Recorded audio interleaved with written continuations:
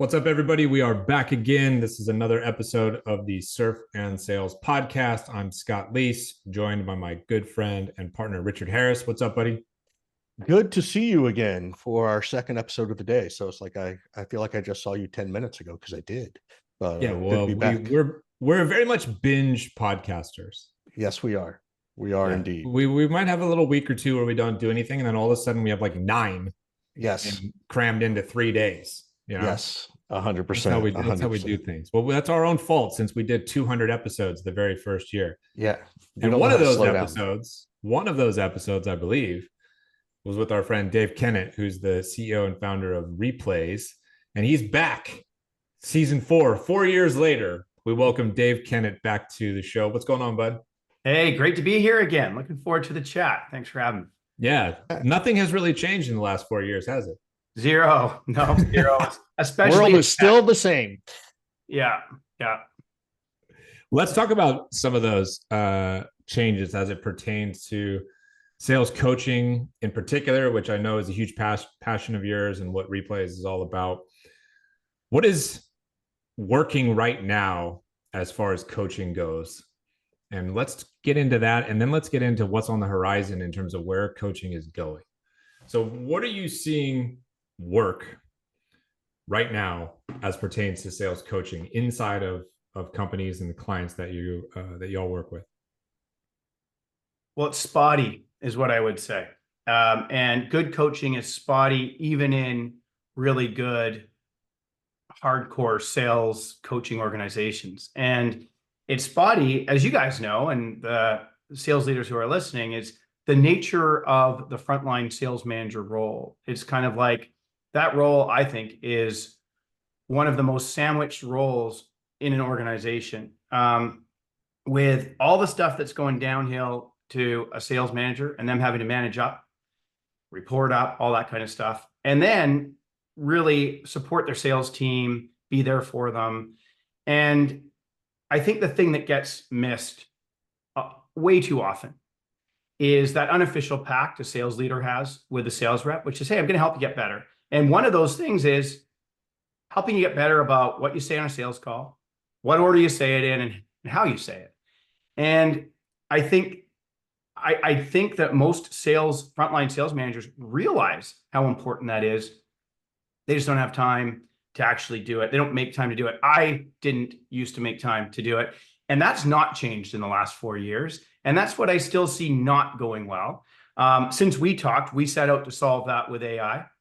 And I believe we have, and our customers say we have. So that's exciting. But I mean, the conversations still need to happen with a sales manager and sales rep. It's so interesting that the excuse, for lack of a better word, of I don't have time to coach everybody is just as prevalent today as it was 5, 10, 15, 20 years ago. With the introduction of all of these tools over the last few years that are designed to give us more productivity and more time back. And yet everybody's excuse is still the same. Why do you think that is? Well, I think it starts at the top. I think it starts with the chief revenue officer. And I think that person needs to hire people who believe in as much about coaching as we're talking about here. And then that VP or SVP will hire a director who also believes in it, who will hire frontline sales managers who also believe in it. And then systemically, they'll build KPIs that actually support coaching at scale, i.e., how many calls were reviewed this month? I mean, anyone who's listening who's got Gong, you're 3 clicks away from going in to see how many calls were reviewed by your sales managers in the last 3 months. Most of you are going to see that less than 4 calls are in there. Less than 1% of calls get reviewed. And you know what? Let's not lambaste the sales manager. Again, I've been there. I get it. But I think a productive plan needs to be put in place. So to me, it just starts at the top. But what is the prevalence of that? Like, is it that people want more data? Is it because we've all had a lack of training of how to actually manage human beings? Is it unrealistic goals, therefore we don't have time? Like, like we've been hearing this problem since I was actually a sales leader and Scott was still, maybe pre-teen, right? Like it's been going on that long. So he might have been in middle school maybe, but yeah. you know, what's the mental challenge people have not decided to absorb? I think I know the answer, but I want to hear yours. Yeah, I mean, I think there's three things. One is, yes, there's definitely people that fall into the category of they just don't know how to be good coaches, and so they shy away from it. I didn't know how to coach well when I was, first time sales manager. The second is it's the first thing to slip because there's no consequence for it to slip. Who's the director that's going to give me crap as a sales manager if I didn't coach any calls? And the third thing is an AI tool now exists. Listen, Gong and Chorus and all of these companies, I have deep respect for them and what they built. And they have a lot of really good use cases, but they're not coaching companies. I think of Gong like a VCR. It records stuff. Okay, but that doesn't make me a better coach. Like you can say that.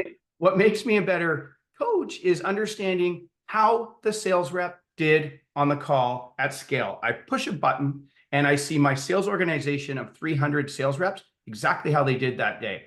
That to me is a coaching tool that did not exist in market a year and a half ago. Now it does with Replays IQ and a couple others. And so I think that was a missing component. There's now no longer any excuses. What do you think it is, Scott? I have an answer to this question too. I'm curious what you think. Why are people still mentally challenged by this lack of realization about coaching?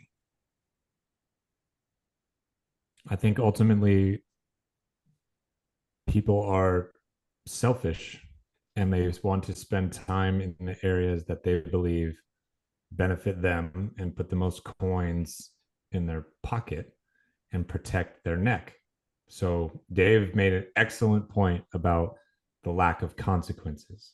Mm-hmm. If I'm behind on my number, there's a consequence for that. There's no consequence if I'm behind on the KPI of coaching my reps. Why? Well, because nobody cares about the development of reps at a founder big company level. They don't care about that. They care about your productivity. They don't care about the human being as much as they want to tell a story that they do. So the people who make the best coaches and sales leaders and founders, for that matter to me, are people who actually are teachers.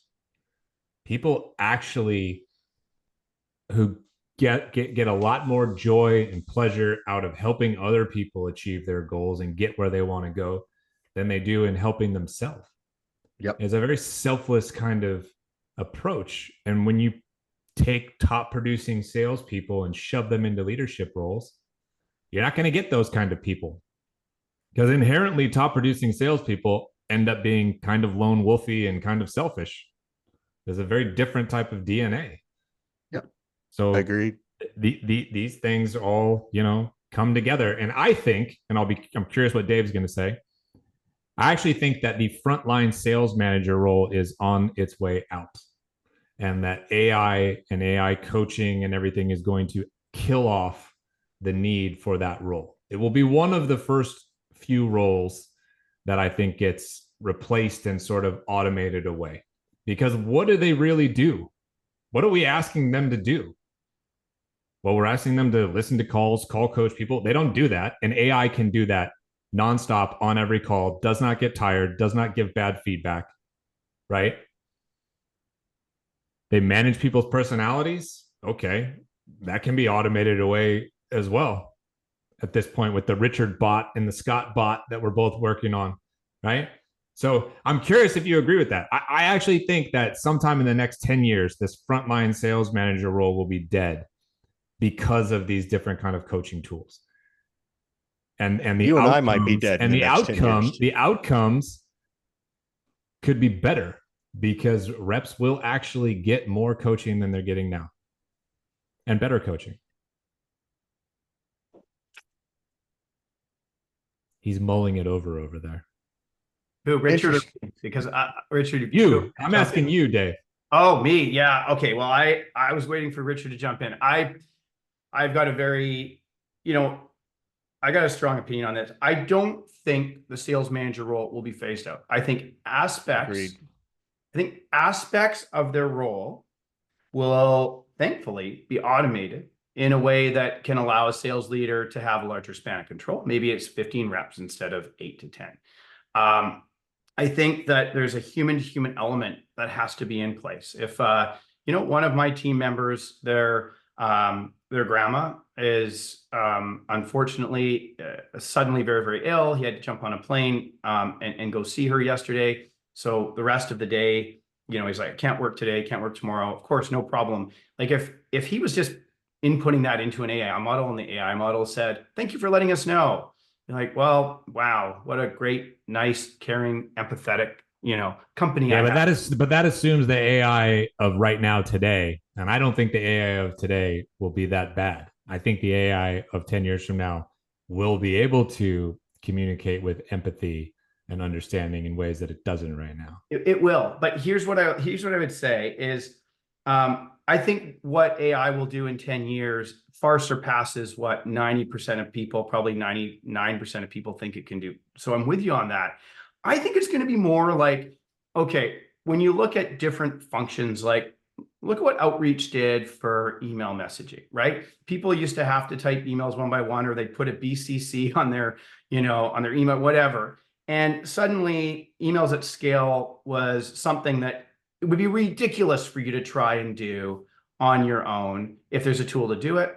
I think now that like the reviewing of sales calls is now that it's automated. You'd be crazy to try and sit there if you have a team of 10 reps who have 5 discovery calls a day each to try and review 3 discovery calls per rep per week. When you've got a tool that can do that now, and I think there's going to be those use cases for the different scenarios, whether it's performance management, all the different functions of a manager.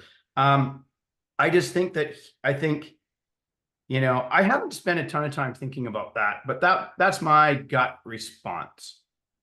Yeah, so I think the human still needs a human element.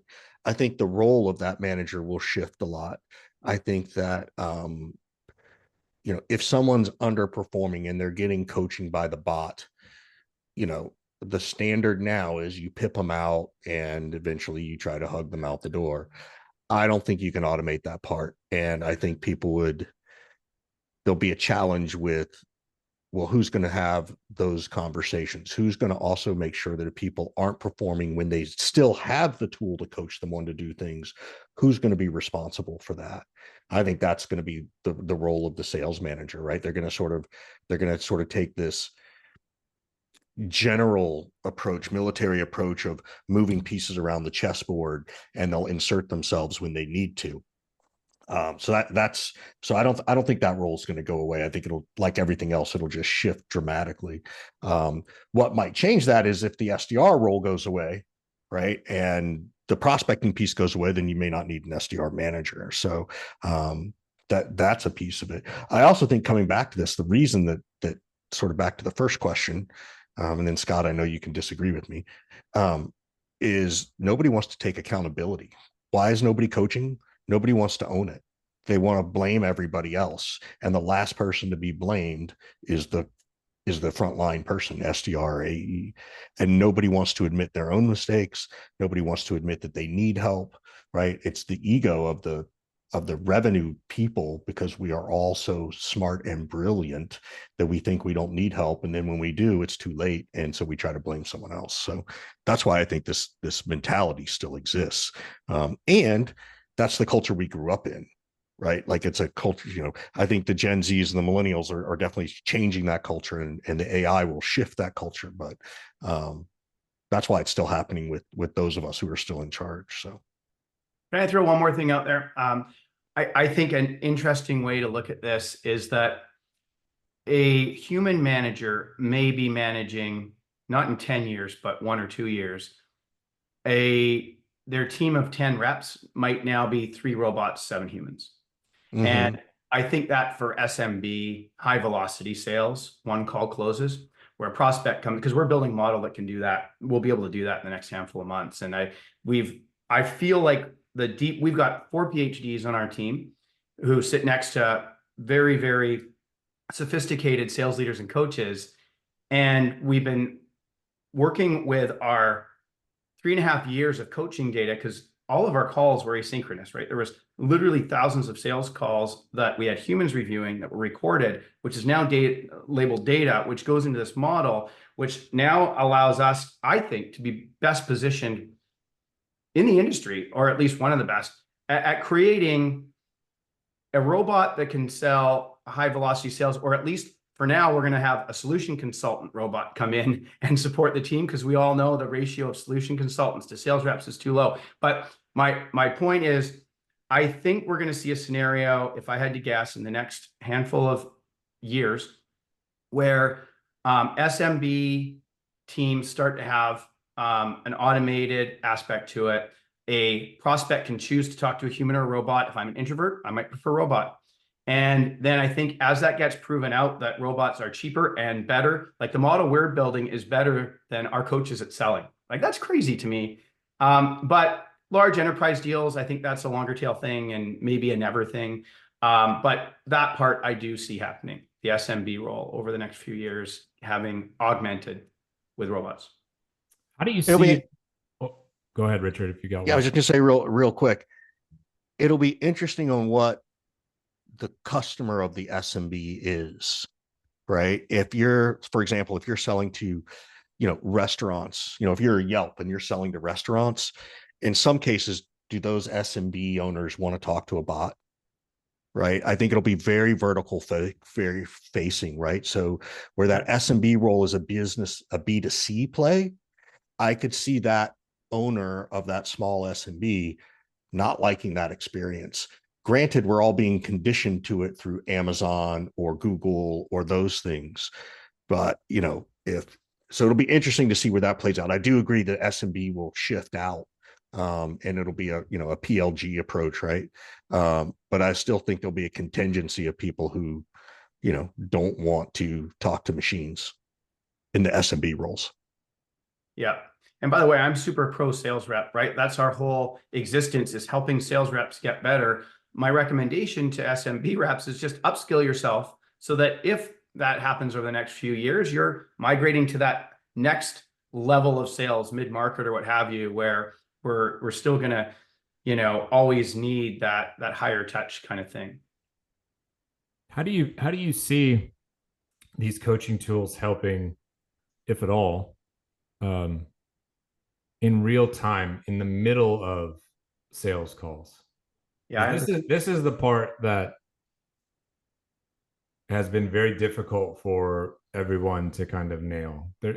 Everybody knows about let's practice before your call and give you some coaching. Let's break down the calls after the fact and listen to these calls. The closest thing that there's been to like real time on the call coaching is the old like whisper function in people's headsets. Where managers would say something and then the rep would parrot what they were saying. But one of the interesting things to me is that with the introduction of these kinds of AI coaching tools is now you can potentially introduce them into the middle of the call without the disruption of somebody whispering in your ear, perhaps. How do you see that part of this going? Yeah. You know how we're always saying how, like, one of the things that irks me, and I know a bunch of us, is someone who is, let's say, a CEO who doesn't know sales, is just literally sitting in a boardroom with their VP sales with a spreadsheet saying, here's what I think the forecast should be for number of SDRs to AEs, and here's therefore what I think we can achieve in revenue. In other words, what they're imagining in a boardroom doesn't actually happen in real life. I think that's kind of the same here. Every investor, a lot of investors that have talked to us have said, Dave, love what you're doing. It's great. And I'm curious though, when will you get to the point where it does the whispering in your ear? And I'm like, I don't think sales reps want that, right? I think what people in the ivory tower think sales reps need and want, they don't want. And so to your point about disruption, I think of myself right now. Let's say I had a little co-pilot that was jumping on the screen saying, hey, Dave, you're talking too loud. You're talking too fast. Maybe you should mention these points. I would be distracted as hell. Like, if just one notification comes up, I lose my concentration. I don't think reps can do both things at once yet. And it's going to take time. Well, you used to be able to do it. You're trying to tell me that you couldn't take coaching in the headset? Were you one of those people that couldn't do it? I've never had that, It and would, I would hate that. yeah, When we're I older than you, Scott. We didn't have that capability. Like Yeah, we got post-it notes maybe. handed to us.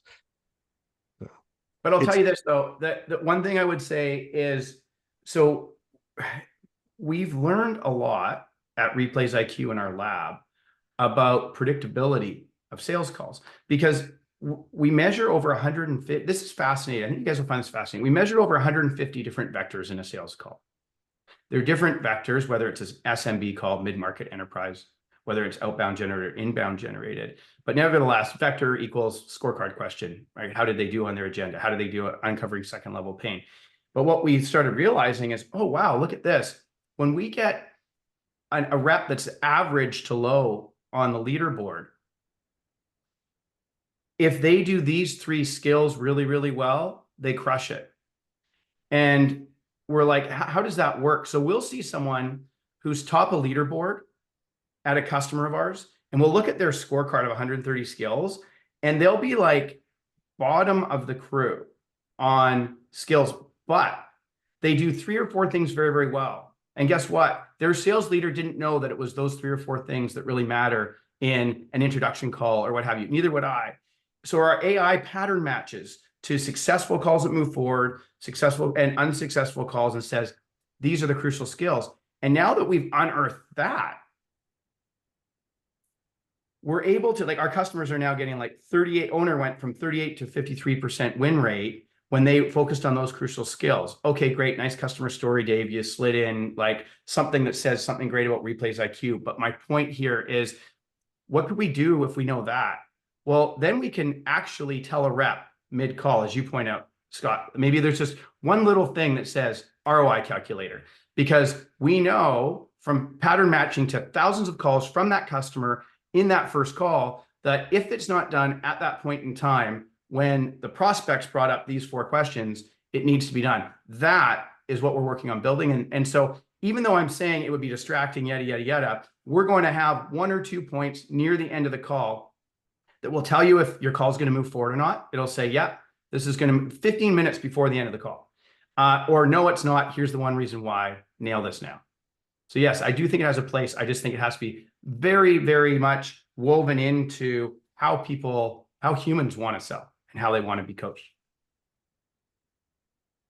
That's why the manager won't go away, because it depends on how that person wants to do it, be coached. And Scott, yes, the tool could figure that out. I still think people want a human to human touch. Not all people, Richard. Not young people. Yeah, well, but what they they'll want and grow what they into it. need are 2 different things, I think. Well, right? that's fair. That's definitely fair. What they want versus what they need. I can hear that and agree with that. But Richard keeps saying, people will always want to talk from people. No, they won't. 55-year-old people like you will always want to talk to people. Your 14-year-old son does not want to talk to people. He wants to get what he is trying to get, find a solution for whatever his problem is. And if he can do it without talking to another person, thank the heavens. That's a different life. That's a different experience. I agree with that. I agree with that. I don't know necessarily about on the sales manager level, but in terms of a sales, like a prospect deciding whether they want to talk to a robot or a human, that I think is where the introverts of the world, or maybe the folks of the younger generation who skew more towards, yeah, I'd rather Google or Siri or what have you than talk. But I agree with your take that the next evolution of that is giving people the choice. Right? Yeah, they don't have the 100%. choice right now. It's all human. But Yep. coming soon is the choice. Which route do you want to go? I do see that as an easy, logical kind of next step for sure. I agree. Yeah. Cool. So, Dave, we're getting to the end of this. It's always a fun conversation with you on the cutting edge of this stuff. What do you want to ask us? Right? You bring a ton of knowledge on cutting edge stuff. What would you like to ask us? As you know, we do this at the end of every episode. Yeah, for sure. So, in terms of what are you guys seeing out there in terms of adoption of AI with respect to call coaching? And actually, let me be more specific. I'm not going to mention, pardon me, bit of a cold. I'm not going to mention brands, but if you look at top handful of conversational intelligence tools out there, what do you think the dissonance is as to why those tools say they exist to help with coaching, yet coaching doesn't really seem to be that much more streamlined? What's missing? I think that goes back to the first part of the conversation, is that people don't know how to coach, right? So, and I haven't been, used any of these tools, that you're talking about lately. So I, in a real world capacity, is the tool right now is giving the information and gathering it, and it's providing it to the rep. It's also providing it, I would assume, I don't know, to the manager of, hey, here's what I coached Richard on or Scott on. That manager still doesn't know how to manage human beings or have that conversation. Mm-hmm. So that's what's lacking, is leadership and training around communication skills and managing humans. None of us, unless you went to like a big company, got leadership training, coaching training, right? Management training, right? And that's a big part of the problem. And it's so necessary that, everybody likes to say, oh, well, we do train the trainer. Okay, great. Well, who coaches the trainer on the stuff you just taught them? Nobody. The CRO is not spending time coaching them. Yeah. Right. And then, the support of enablement is there.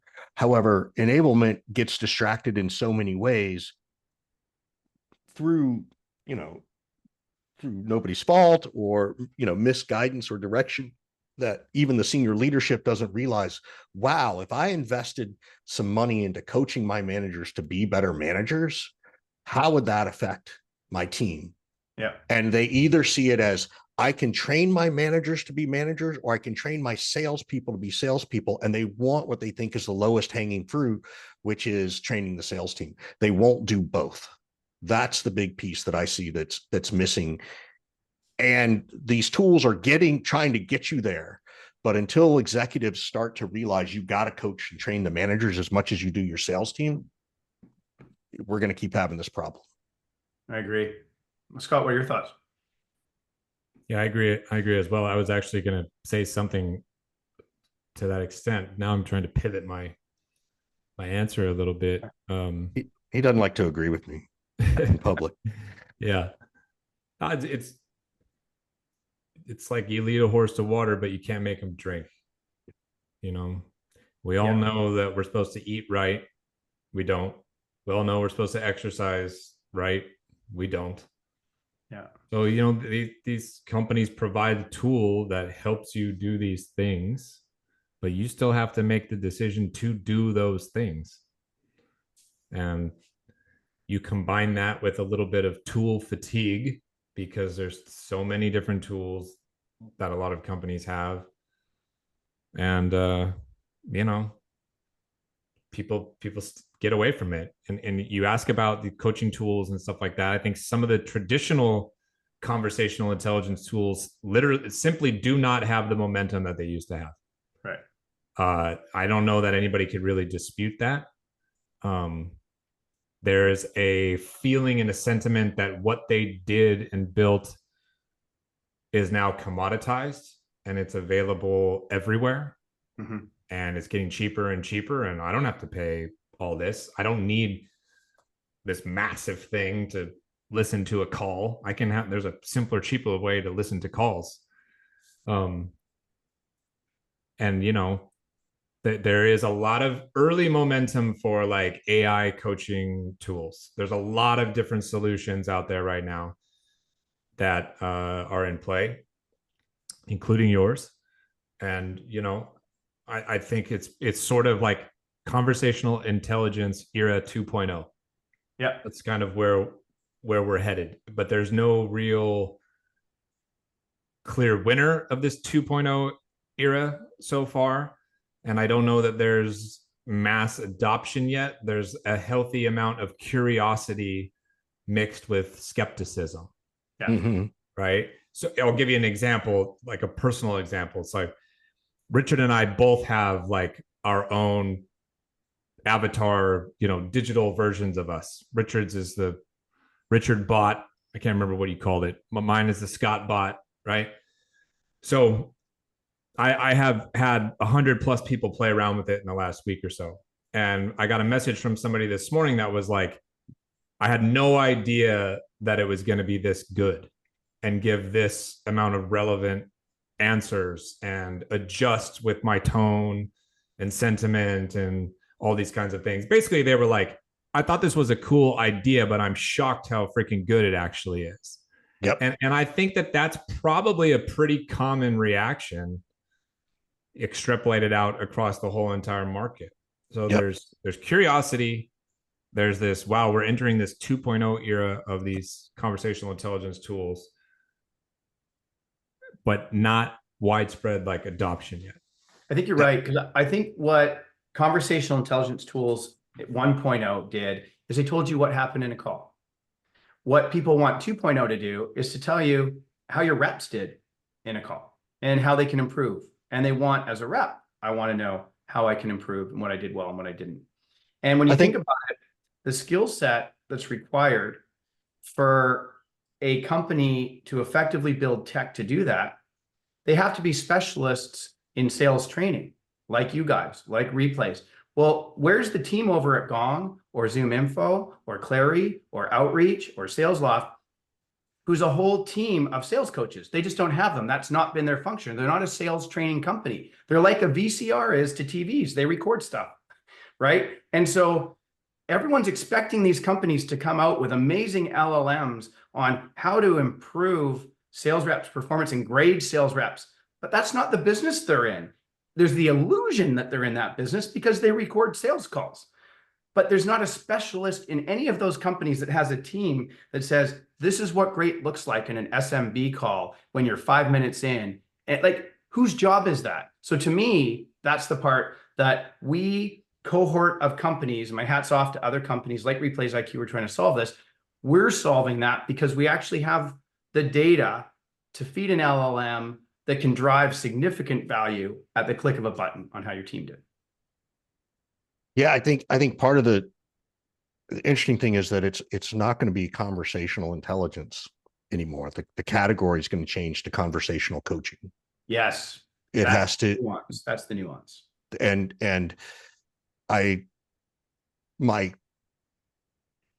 hypothesis is that those who have created and been down this, conversational intelligence, I wonder if that might be jading them, that it's intelligence is a noun, right? It needs to be a verb, right? It needs to be more of a verb of like conversational coaching, something you do, something that's actionable.